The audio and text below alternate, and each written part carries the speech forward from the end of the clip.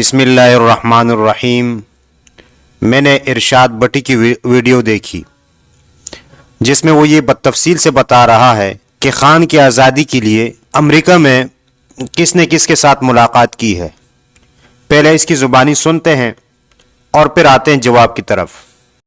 تو خیر، پاکستان تحریک انصاف لڈیاں ڈال رہی ہے اور پاکستان تحریک انصاف کو جو بابا بائیڈن نے نظر انداز کیا، یعنی عمران خان کو فون تک نہیں کیا، اور وہ زخم اب ٹرمپ کے آنے کے بعد بھرنے لگ گئے ہیں پاکستان تحریک انصاف کے۔ اور آپ کو پتہ ہی ہے کہ پاکستان تحریک انصاف نے 3 لابنگ فرمز ہائر کی ہوئی ہیں جو مسلسل امریکہ میں کام کر رہی ہیں، عمران خان کے حوالے سے، عمران خان کے مقدموں کے حوالے سے، عمران خان کی رہائی کے حوالے سے، اور پھر زلفی بخاری کے ٹرمپ کی بیٹی اور داماد کے ساتھ تعلقات بھی آپ سن چکے ہیں، اور پھر ٹرمپ پارٹی میں جو لابنگ کر رہی ہے پاکستان تحریک انصاف امریکہ کے چیپٹر، وہ بھی سب کے سامنے ہے۔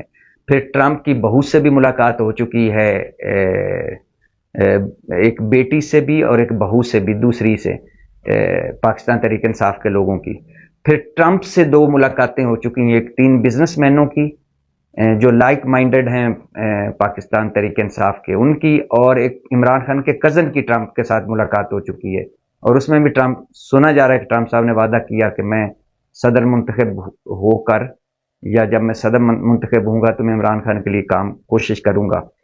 اور ٹرمپ کی پارٹی میں فنڈنگ بھی کی تحریک انصاف امریکہ والوں نے۔ اور پھر زلمے خلیل زاد اس سے پہلے عمران خان کے لیے۔ جی، آپ نے اس کی بات سنی۔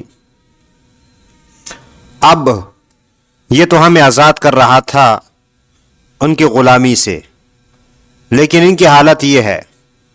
اب میں جواب تو میں دوں گا، پھر لوگ ناراض ہوتے ہیں اور کہتے ہیں کہ آپ مذہبی بات کر رہے ہیں اور مذہب کے حوالے سے یہ وہ، لیکن ایک سیاسی آدمی کی بات سنتے ہیں جو اس کو جو جواب دے رہے ہیں وہ سنیں۔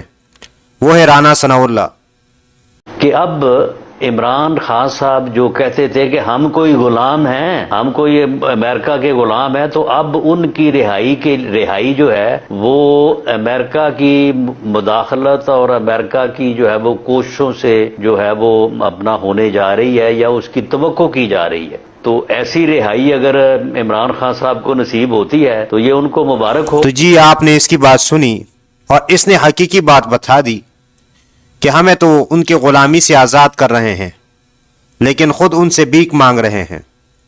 تو یہ دوغلا پالیسی ہمارے ساتھ ہوتا رہا ہے کہ ہمیں کچھ بتایا جا رہا ہے اور کرنا کچھ اور ہوتا ہے۔